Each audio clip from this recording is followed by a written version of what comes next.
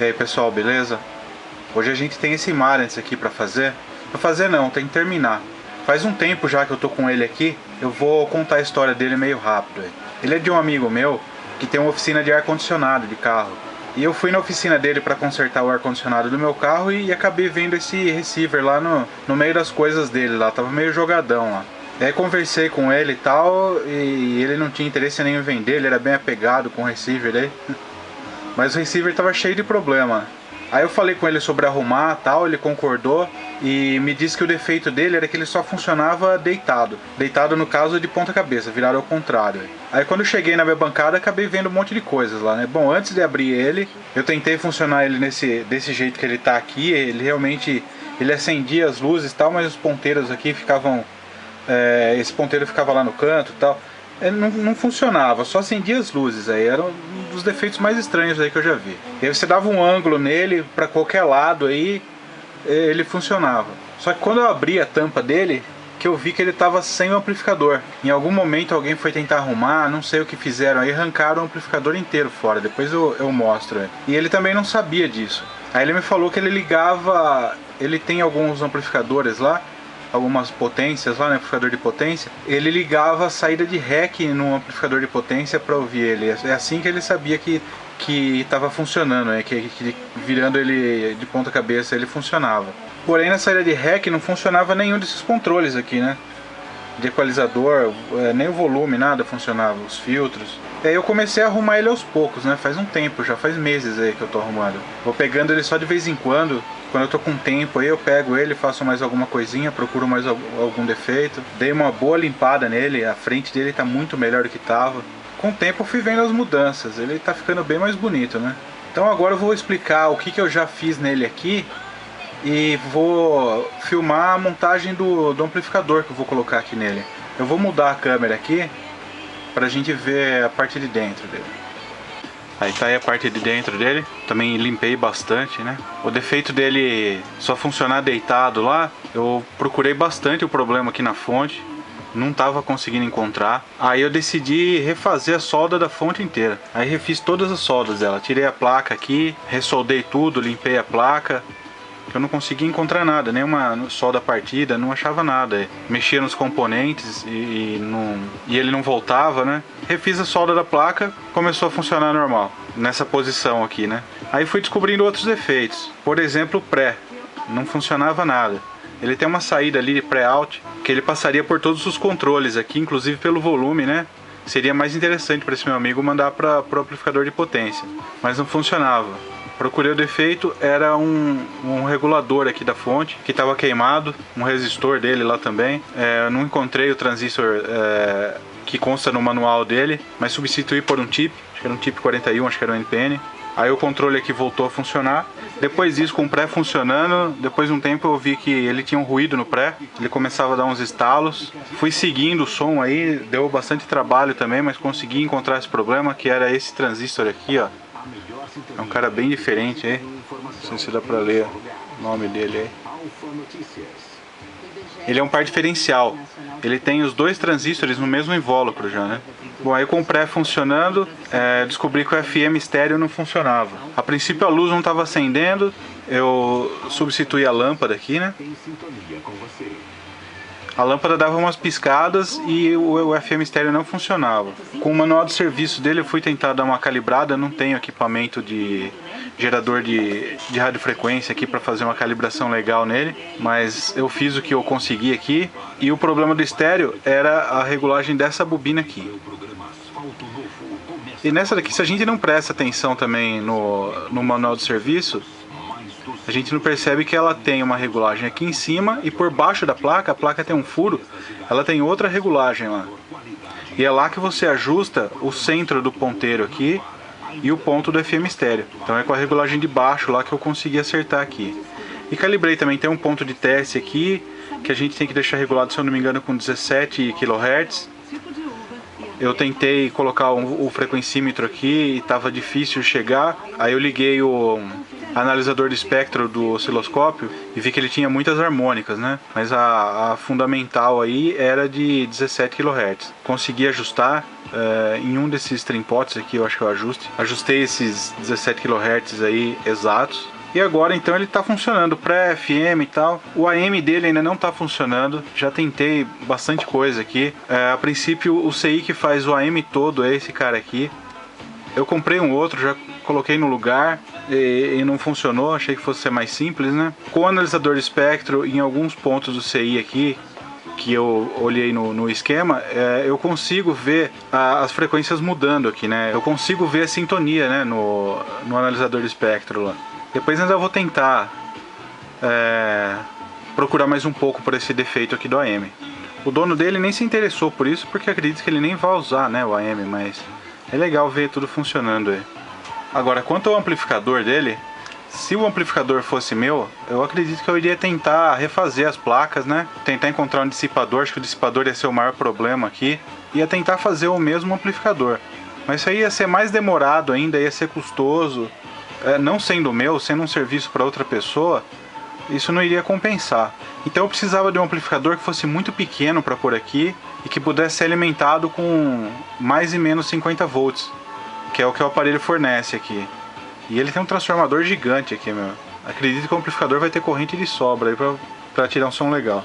Então, das opções que eu tinha aí, tinha o amplificador DX do Carlos Mergulhão, que eu pensei nessa possibilidade, mas como eu ainda não havia montado o meu, eu não sabia que som ele teria, eu fiquei meio com o pé atrás de recomendar, porque o custo seria mais alto, né?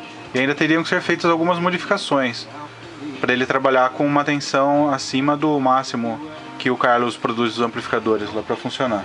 Então a opção que eu encontrei foram esses kits aqui, ó.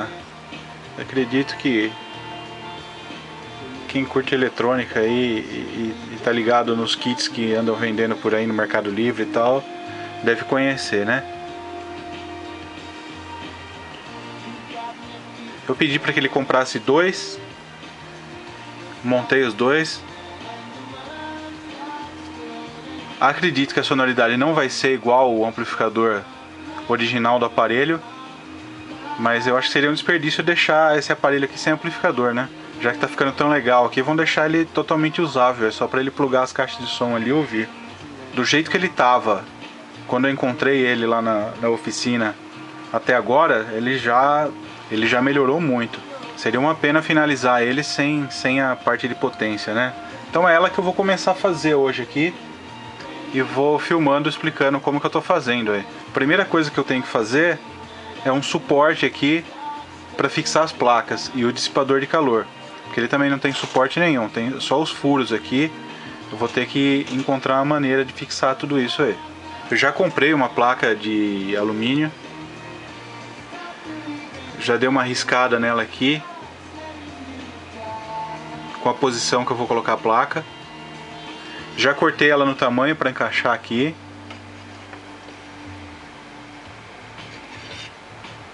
Agora eu preciso fazer suportes para parafusar essa placa nas duas laterais aqui.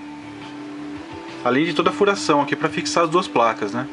E também os dissipadores de calor. Eu vou procurar alguns dissipadores de calor para colocar aqui no fundo. Só onde vão ficar os transistores. Então vamos começar a furação aí. Bom, para prender as placas, eu encontrei essas chapinhas aqui e dobrei uma parte delas para poder segurar a peça de alumínio e esse lado aqui prender na carcaça do aparelho.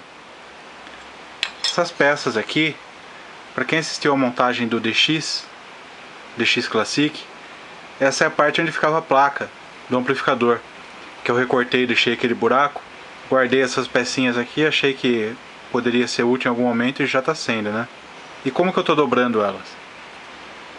Eu faço uma marca aqui de onde eu vou dobrar. Tá dando para ver uma risca aí, né? Eu prendo ela aqui.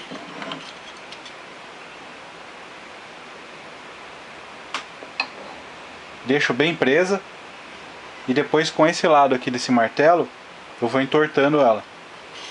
Aí eu mudo de posição, continuo entortando. A hora que ela está bem deitada, eu termino de fazer com esse lado aqui do martelo.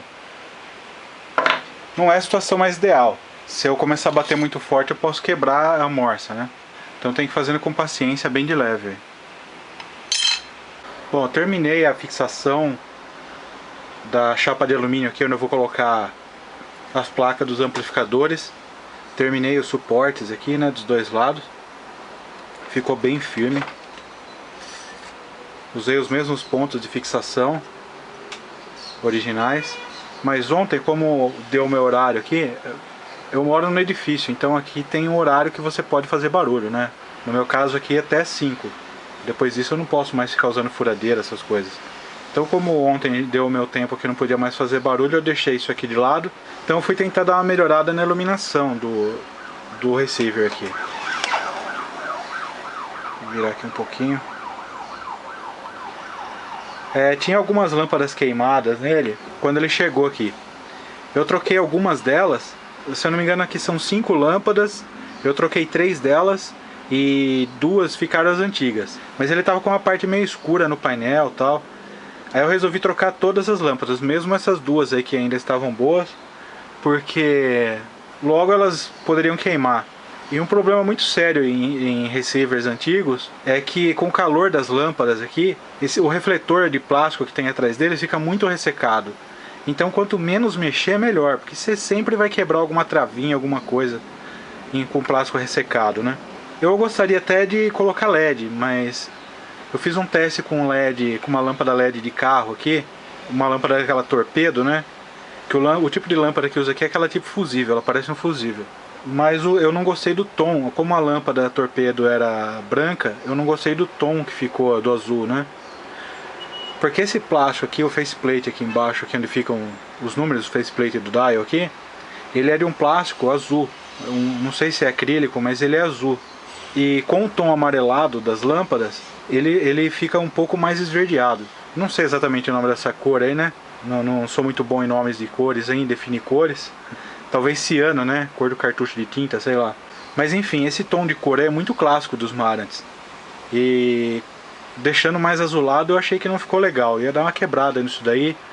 Pra quem gosta dos Marantz e tal, ia, sei lá, ia dar uma estranhada. Eu estranhei. Eu até vi uns LEDs que tem um cara aí que eu acompanho os vídeos dele no YouTube. O nome do canal é X-Ray Tony B. É o Tony. Ele restaura uns vintages aí e tal.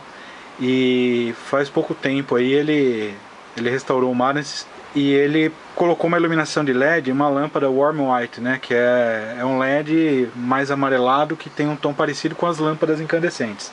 Ele utilizou essas aí e utilizou também lâmpadas desse tipo azuis. E é uma lâmpada LED tipo fusível e de 8 volts tal, que cabe certinho nos Marantz aí. Eu procurei no eBay, até encontrei ela lá, mas para esse aqui não vai ser possível usar. Eu até gostaria para não ter mais que mexer nesses refletores de plástico que tem aí atrás, né? Mas não vai ser dessa vez. Eu até vou comprar aí, vi uns pacotes lá com 20, 40 lâmpadas. Até pretendo comprar um pacote desses aí, para um outro momento que eu precisar, eu já tenho elas aqui. Só que só as warm white, não as azuis. E então, continuando, depois que eu troquei as lâmpadas aí, eu vi que ainda estava meio apagado, né? Não estava com tanto brilho. E eu já sabia que atrás dos faceplates aqui, ele tinha um difusor de luz, né? Que são esses aqui, ó. É um papel, né? Meio fosco. Esses aqui ficavam nos displays. Nos VUs, desculpa. E como você pode ver, eles estão bem amarelados, né? A lâmpada esquenta vai deixando eles amarelados, ainda mais com o tempo, né? Eu substituí todos eles com esse papel manteiga aqui, ó. Que é utilizado em cozinha e tal. Mas é como eu já usei ele como difusor aqui em umas lâmpadas minhas que eu uso aqui na bancada, eu vi que funcionou bem, eu coloquei aqui, substituí por ele aqui. Eu não sei se vai dar pra ver como ficou na câmera, né? No vídeo aqui. Mas a luz, o painel ficou bem legal, ficou bem iluminado e ficou bem uniforme toda a iluminação. Achei que o resultado ficou bom. Pra mim ficou melhor do que usar LED branco, né? Que ia mudar o tom da cor aqui, eu achei que ia fugir do estilo clássico aí dos Marantz. Quando eu estiver editando o vídeo, se não estiver dando pra ter essa mesma sensação que eu tenho aqui, da visualização da cor, eu tento colocar uma foto aí pra ver se fica melhor. Então agora eu vou voltar aqui pra furação para fixação das placas. Olha, eu fixei as placas aí no lugar para verificar as posições, se essa distância aqui estava legal para os fios e tudo mais, né? E acabei ligando o som aqui para ouvir como ficou, porque eu já tinha ligado essa placa aí com uma tensão menor e não gostei muito do resultado. Ela tinha muito ruído de transição, né? Acredito que para bias que ela tá ajustada aí com a tensão que eu coloquei não ficou bom. Mas ligando aqui com 50 volts dessa fonte, eu gostei bastante do resultado, viu? Achei que ficou legal o som. Não estava esperando muito dessas plaquinhas aí não, mas tão legais sim. Me surpreenderam. Eu também já fiz o teste de potência, mesmo sem os dissipadores aqui, né? Eu aumentei o volume por pouco tempo aí. E ele tá com aproximadamente 70 watts por canal. 72 watts para ser mais preciso aqui. Então acredito que com 4 ohms ele vai chegar sim nos 100 watts que a placa promete. E com pouca potência ele não esquenta nada. Só com essa lâmina de alumínio aqui, ele funciona numa boa aqui, deixei ligado horas assim, sem problema nenhum. Mas na hora do teste eu coloquei aqui 50 watts na placa e deixei ela uns 2 minutos para ver o que ia acontecer. E isso aqui não é suficiente não, ele ferve, saca? E como tem pouca massa, né, pouca dissipação, acredito, ele está esquentando muito o transistor aqui e menos a placa demora mais para esquentar. Então eu já estou com os dissipadores cortados aqui. E vou colocar agora um cada lado aqui. Ó galera, uma dica aí ó. Toda vez que vocês forem reparar algum receiver, assim, algum amplificador que tem esses capacitores grandes aí na fonte, descarrega eles, confere se eles estão descarregados antes de mexer em qualquer outra parte. Eu uso aqui 2 garrinhas e um resistor. Nesse caso aqui eu tô pondo um resistor de 1K. Aí um lado da garra eu ligo em algum ponto aterrado. E o outro eu ligo no capacitor e deixo um tempinho. Faço isso dos 2 lados aqui, né? Positivo. Porque se o capacitor estiver carregado, você desligou ele da energia e tal, aí você vai reparar alguma coisa que nem tem nada a ver aqui com a fonte, né? Vai reparar o pré-amplificador, por exemplo. A hora que você vai colocar o soldador lá para tirar um transistor ou algo assim, você pode dar um curto ali, como tem energia, né? Você pode dar um curto e queimar componente à toa aí, né? Por uma bobeira. Então é legal dar uma conferida aí se tem energia nos capacitores antes de mexer em qualquer parte do circuito. Bom, o amplificador está aqui terminado e eu coloquei esses 2 circuitos aqui. Eles são a rede Zobel da saída dos amplificadores e eu vou falar um pouquinho sobre isso daí. Esse amplificador aí que está sendo bastante vendido aí no Mercado Livre, né? Eu vejo que o cara lá tem bastante venda e tem bastante comentário. Talvez aí grande parte das pessoas não saibam, mas esse circuito aí é de um cara, eu não sei se é o nome dele, ou se é o nome do site dele, ou de alguém, mas é do Ampletos. Se eu não me engano ele é colombiano. E é um cara que tem um site com projetos dessas jukeboxes. Então lá no site dele ele tem, além desse projeto aí, ele tem mais alguns lá. Ele tem muita informação na página dele. Para quem está comprando esse amplificador aí, quer mais informação, lá ele fala bastante coisa dele. O site dele é esse aqui, ó. E lá no site dele mesmo, ele tem esse circuito aqui, ó, da rede Zobel para ligar na saída dos amplificadores dele. Porque pelo menos uma das coisas aqui que é muito importante no amplificador é esse filtro aqui. Que se tiver alguma oscilação no amplificador de frequências altas, ou alguma frequência alta na entrada dele estiver sendo amplificada, esse circuito aqui vai matar essa frequência antes que ela vá para os alto-falantes, né? E esse outro filtro aqui, o conjunto dele se chama rede Zobel.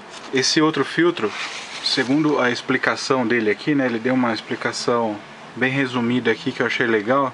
É para que o amplificador enxergue o alto-falante como uma carga resistiva e não indutiva. Na verdade tem várias funções esse circuito, que como eu falei na montagem do amplificador DX, no capítulo 8 do livro do Douglas Self, sobre design de amplificadores, ele trata basicamente dos circuitos de saída. Então para quem tiver interesse em saber melhor das funções desses componentes aqui, eu recomendo que leia aquele capítulo lá. E além de apresentar o circuito aqui, isso daqui eu baixei lá do site dele. Ele tem até uma sugestão de uma placa aqui estéreo com esse circuito duplicado, né, para fazer uma versão estéreo. Até o desenho das placas para fazer com silk ou com transferência de calor, né, para fazer a placa. Tem também uma versão mono, lista de materiais e tal. Então, para quem estiver montando esse amplificador dele, eu recomendo que dê uma olhada no site dele lá, que lá vai ter bastante informação. Eu montei aquele circuitozinho nessa ponte de terminais, fixei ela com parafuso aqui e coloquei um pouquinho de cola epóxi na borda para segurar um pouco mais, né? Para aguentar um pouco vibrações e coisas assim. Aqui na junção do dissipador com a placa de alumínio, eu lixei bastante, até a lixa 600. Coloquei pasta térmica na junção dos dois aqui, para dar um bom contato térmico, né? Para que a transferência de calor fosse a melhor possível, dos transistores para a placa e para os dissipadores. E ficou bom, tá transferindo legal o calor, ficou legal. Com relação ao rádio AM, eu também encontrei o defeito. Como eu havia dito aí, eu cheguei a ver com o analisador de espectro que ele sintonizava, mas não saía som nenhum, estava mudo o rádio, né? Aí eu procurei o datasheet daquele CI. E aqui no datasheet, eu não sei se dá pra ver, tem esse circuito aqui com uma bobina e um capacitor que interligam os dois estágios de FI do AM. E é essa bobina aqui que faz esse serviço. Eu removi a bobina e embaixo dela ela usava esse capacitor aqui. E esse capacitor que era o problema. De novo aqui com o datasheet, eu olhei a recomendação do fabricante do componente, né? Eu olhei aqui a recomendação do transformador dessa parte do circuito e vi que esse capacitor era de 180 picofarads. Então o que eu fiz? Eu removi o capacitor da bobina e soldei ele aqui por baixo dela, um capacitor cerâmico de 180 pico, nos mesmos terminais que ele era ligado embaixo da bobina, óbvio, né? E voltou a funcionar e o AM tá legal agora também. Sobre o ruído que ele tinha no pré-amplificador que eu falei, mesmo sem sinal no amplificador, mesmo com volume baixo, ele ficava com um barulho meio de fritura no alto-falante. E de vez em quando dava uns estalos. Isso em um dos canais, né? Eu vou mostrar esse componente no esquema. Caso alguém tenha algum problema parecido com esse, pode ser que a causa seja a mesma. Essa é a parte do esquema onde está o pré-amplificador. O transistor que eu mostrei é esse aqui, esse e esse aqui também. São utilizados 4 nesse pré. Eles são um par diferencial num invólucro só. No meu caso, o problema estava nesse primeiro aqui. Eu vou começar a colocar esses esquemas dos aparelhos que eu conserto em algum lugar onde possa ser feito o download deles. E vou colocar o link na descrição dos vídeos que eu postar. Porque alguns esquemas, como esse daqui, por exemplo, ele estava muito ruim. Eu peguei do Hi-Fi Engine, se eu não me engano. Eu vou até tentar colocar ele lá de novo, né? Eu peguei o que estava mais legível lá, eu editei e fiz o esquema completo em um PDF só. Emendei 3 páginas e fiz uma página só. Eu, no caso, prefiro imprimir e ir seguindo o circuito com uma régua no papel. Eu acho mais fácil assim. Mas para visualizar no computador, da forma que estava também, em 3 páginas de PDF, estava bem estranho. É complicado ir seguindo uma ligação do circuito no PDF com o mouse. Ainda mais quando tem que ficar pulando de página, né? Então, como eu já editei, ele já está pronto aqui, né? Acho que não custa nada publicar aí para quem precisar dele também. Agora, o lugar que ele vai ficar, pode ser que mude e eu vou alterando os links, né? Então, quem precisar do esquema já baixa o quanto antes lá, que nesse lance ele fica procurando o lugar para fazer o upload de arquivo e tal. Eu sou meio ruim disso daí, eu acabo esquecendo. E às vezes pode demorar para eu mudar ele de lugar. Esse lance de ter que ficar fazendo cadastro em site gratuito de upload, não sei o que, eu não tenho paciência para essas coisas, então não faço. Vou procurar uma outra forma de disponibilizar. Eu acho que vendo o vídeo aí pode parecer que é tudo muito fácil, muito simples, né, encontrar os defeitos, mas quem estiver assistindo aí e que é técnico, sabe que não é bem assim, né?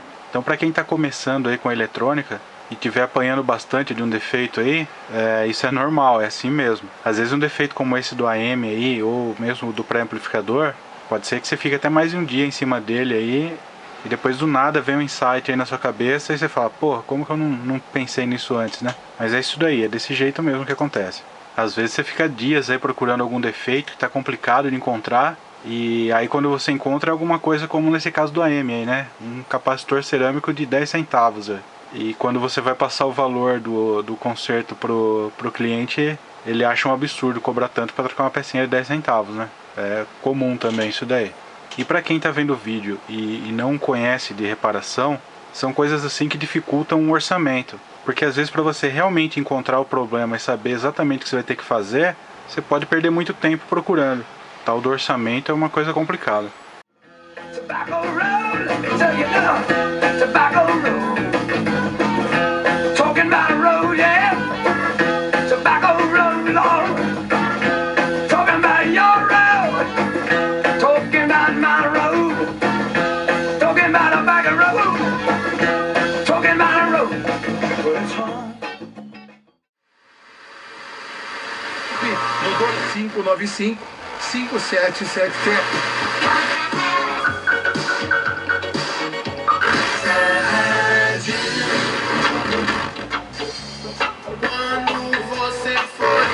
Celso Garcia, 188 também. Cuidado, porque tem preço baixo. Vamos curtir para no casamento e ele falou sim. Eu vou te amar. Você já foi à igreja? Atenção, apresentação. Borja, Rio Grande do Sul, FM 92.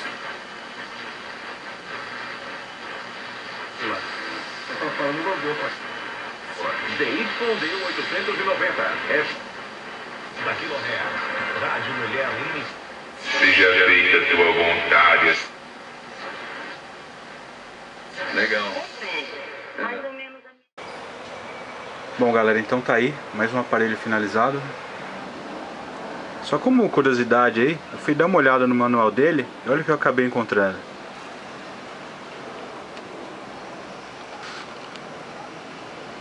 Potência em 8 ohms, 72 watts. Exatamente o que eu medi no amplificador que eu coloquei no lugar, né? Foi bem coincidência mesmo. Bom, agora eu vou embalar ele para entregar pro dono dele e espero que ele fique satisfeito. Valeu, galera.